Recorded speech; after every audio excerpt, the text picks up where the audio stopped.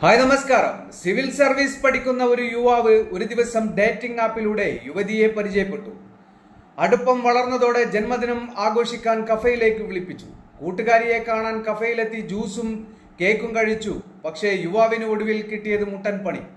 Bill വന്നത് വൻ തുക. ഓൺലൈനിൽ പരിചയപ്പെട്ട യുവതിയെ വിശ്വസിച്ച് കഫയിലെത്തിയ യുവാവിന് നഷ്ടമായത് 1,20,000 രൂപയാണ്. കഴിഞ്ഞ 23-നാണ് സിനിമ കഥയെ വെല്ലും വിധത്തിലുള്ള തട്ടിപ്പ് നടന്നത്.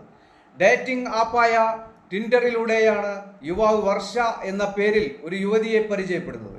ആപ്പിലൂടെ ചാറ്റിംഗ് തുടർന്ന ഇരുവരും നേരിൽ കാണാനും സംസാരിക്കാനും തീരുമാനിച്ചു.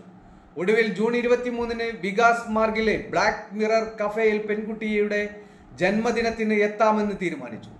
കഫയിലെത്തി യുവാവും യുവതിയും കുറച്ച് ലഘുഭക്ഷണങ്ങൾ 2 കേക്കുകളും ഓർഡർ ചെയ്ത് വർഷ ജ്യൂസും ഓർഡർ ചെയ്തു. വൈകുന്നേരമായതോടെ വർഷയുടെ ഫോണിലേക്ക് ഒരു കോളെത്തി.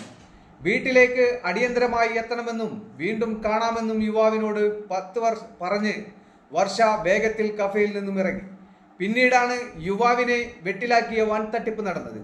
യുവതി പോയതിന് പിന്നാലെ കഫേ ജീവനക്കാർ ബില്ലുമായി എത്തി. പരമാവധി 2,000 രൂപ ബില്ല് പ്രതീക്ഷിച്ച യുവാവിന് കിട്ടിയത് 1,21,917 രൂപയുടെ ബില്ല്.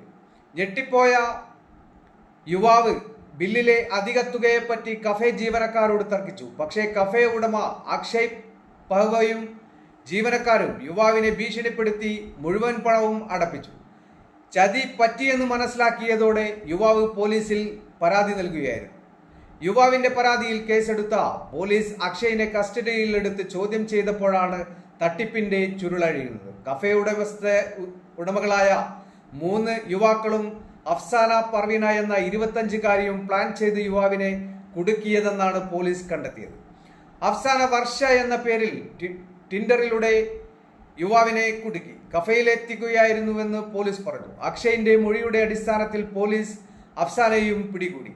മറ്റൊരു യുവാവിനെ കിണിയിലാക്കാനായി കഫയിലെത്തിയപ്പോഴാണ് അഫ്സാന പർവീനെ പോലീസ് പൊക്കിയത്. ഓൺലൈൻ മാട്രിമോണി സൈറ്റായ ഷാദി.കോമിലൂടെ പരിചയപ്പെട്ട യുവാവുമായാണ് ഇത്തവണ അഫ്സാന കഫയിലെത്തിയത്. തട്ടിപ്പിന് കളമൊരുങ്ങുന്നതിന് തൊട്ടു മുൻപാണ് പോലീസ് അഫ്സാനയെ പിടികൂടുന്നത്. യുവാക്കളെ പറ്റിച്ച് തട്ടിയെടുക്കുന്ന പണം 4 പേർ ചേർന്ന് വീതിച്ചെടുക്കുകയാണ് പതിവ്.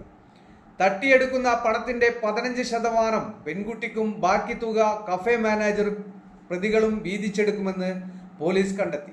സംഭവത്തിൽ വിശദമായ അന്വേഷണം നടക്കുകയാണെന്നും മറ്റു പ്രതികളെ ഉടൻ പിടികൂടുമെന്നും പോലീസ് പറഞ്ഞു.